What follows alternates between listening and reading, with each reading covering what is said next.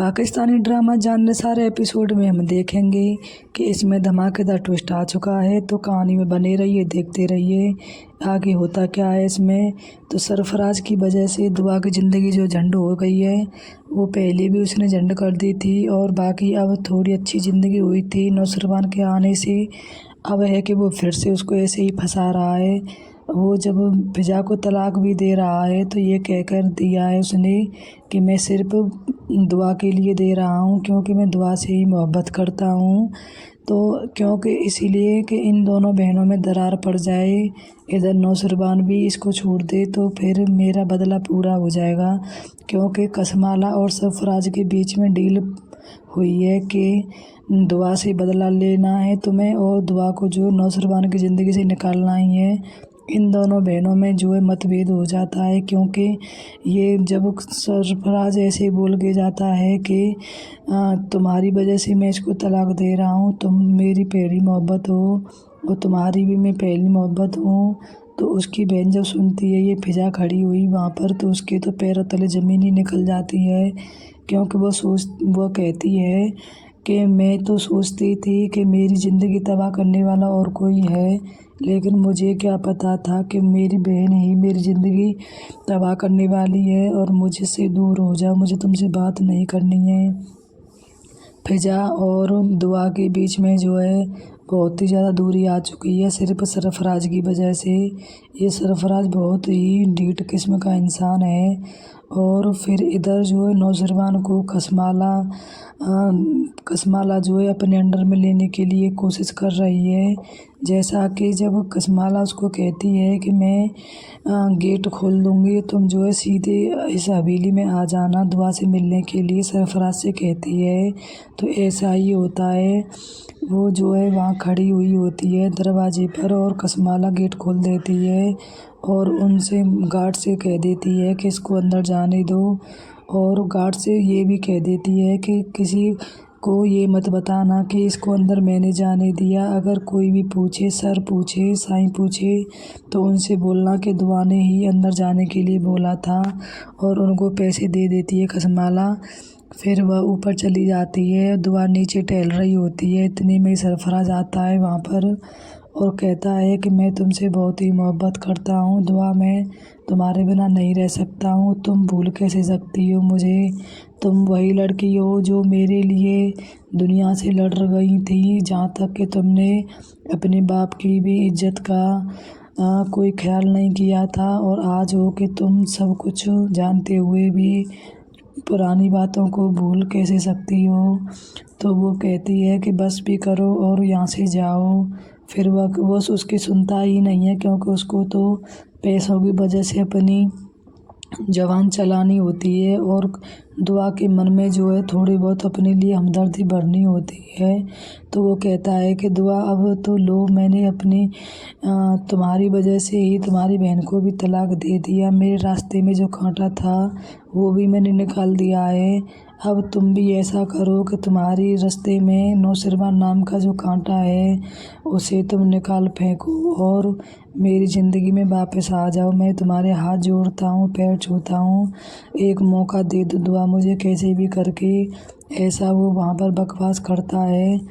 तो ये सब जो है कसमाला ऊपर से देख रही होती है। तो वो कहती है, वाह सरफराज, तुम तो बहुत ही ज़्यादा अच्छी एक्टिंग कर रहे हो, मुझे तो उम्मीद भी नहीं थी। ऐसा मन ही मन में वह खड़ी खड़ी सोचती रहती है। दुआ कहती है कि गार्ड से इसको ले जाओ यहाँ से, मुझे इससे कोई बात नहीं करनी है। और वो जो गार्ड से जो इसको ले जाते हैं, फिर उसके बाद में क्या होगा कि नौशरवान के पास में कसमाला बैठी होगी। आगे के एपिसोड में ये चीज़ दिखाई जाएगी। तो वो कसमाला जो है बातों ही बातों में कहेगी कि साईं, आपको तो पता ही है कि दुआ की पहली मोहब्बत सरफराज था और वो उसकी ज़िंदगी में वापस आ चुका है। आपको नहीं लगता है कि वो उन दोनों के दरमियान फिर से मोहब्बत आ सकती है?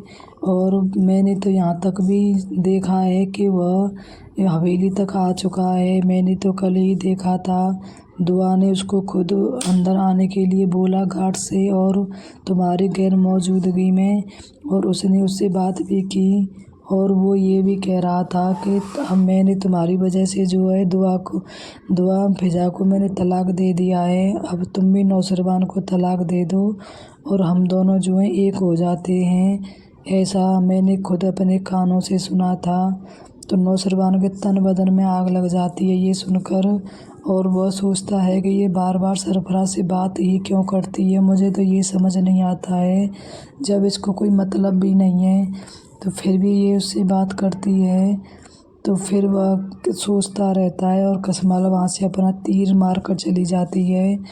फिर वहाँ पर दुआ आती है और दुआ कहती है कि नौशरवान मैं बहुत ही परेशान हो चुकी हूँ ज़िंदगी से। मुझे नहीं पता, मेरी एक गलतफ़हमी की वजह से, मेरी एक गलती की वजह से मेरी ज़िंदगी के सारे रिश्ते ऐसे बेकदर और बेपरवाह और मुझसे दूर हो जाएंगे। मुझे नहीं पता था ये सब। देखो क्या हो गया, इधर तो मुझसे फिजा परेशान हो गई है, फिजा मुझसे नफ़रत करने लगी है, वो मेरा चेहरा भी नहीं देखना चाहती है।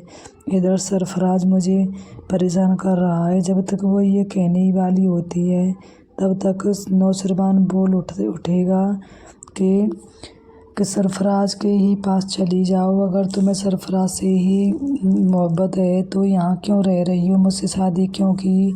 मुझे नहीं पता था कि तुम ऐसी निकलोगी, और मैंने तो तुम पे पूरा विश्वास किया था, भरोसा किया था। तो और तुम हो कि मेरी गैर मौजूदगी में सरफराज को पीछे से हवेली बुलाती हो और उससे तलाक तक की बात करती हो और करवाती हो। तो वो कहती है साईं आप गलत सोच रहे हैं, मैंने तो उसको नहीं बुलाया था, ना चाहो तो आप गार्ड से पूछ लो। तो वह कहता है मैं गार्ड से पूछ कर ही आपसे बात कर रहा हूँ, और मैंने सब पता कर लिया है कि मेरी गैर मौजूदगी में वो हवेली आता है और आया भी है, कई बार आ चुका है। लेकिन तुमने मुझे आज तक नहीं बताया ये सब, वो तो मुझे खुद ही पता चला है सब। तुमने मुझे कभी कोई बात नहीं बताई। जब जब मैंने तुम्हें पूछने की कोशिश की थी कि तुम्हारा माँझी कौन था, तो तुमने जो है मना ही कर दिया था मुझे, और कहा था कि मैं माँझी के बारे में कोई बात नहीं करना चाहती।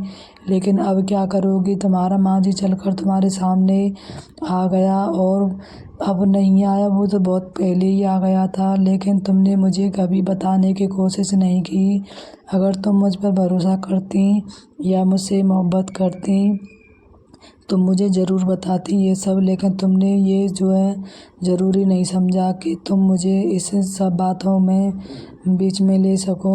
तुम डायरेक्ट उसको हैंडल करती रही। इसका मतलब तो यही निकलता है कि तुम सरफराज को अब तक बचाती आ रही थी मुझसे झूठ बोलकर। तो दुआ की आंखों से आंसू निकलने लगते हैं और पैरों तले ज़मीन खिसक जाएगी, और वो कहेगी कि नौशरवान आप गलत समझ रहे हो, मैं तो आपसे बेइंतहा मोहब्बत करती हूँ, और ये सरफराज तो मैं उससे नफ़रत करती हूँ, आप समझ क्यों नहीं रहे हो। तो वो कहता है कि वो तो ठीक है, लेकिन तुमने मुझे इस लायक छोड़ा नहीं कि मैं तुम्हारे ऊपर विश्वास कर सकूँ। तुमने भरोसा तोड़ा है मेरा, और तुम फिर भी ये सब कहती हो। और यहाँ से जाओ, और उसको जो नौशरवान घर से हाथ पकड़ कर हो सकता है कि निकाल भी दे। इधर सरफराज जो है कहता है कसमाला से कि मैं अपनी बेइज्जती का एक एक पल पल कर कर तिल तिल कर कर इससे बदला लूँगा। इसे मैंने बर्बाद ना किया तो मेरा नाम सरफराज नहीं है। मैं इसको उसी जगह पर लाकर खड़ा करूँगा जहाँ से ये उठकर गई थी। मैं उसी कीचड़ में इसको ढकेल दूँगा। ऐसा सरफराज करेगा। अब पता नहीं दुआ के साथ में बहुत ही बुरा होने वाला है, उसको तो पता भी नहीं है कि होने क्या वाला है। ऐसे ही पाकिस्तानी प्रोमो देखने के लिए मेरे चैनल को सब्सक्राइब करें। अगर वीडियो अच्छी लगी हो तो लाइक ज़रूर करें, और एक कमेंट भी करें, शेयर कर दें।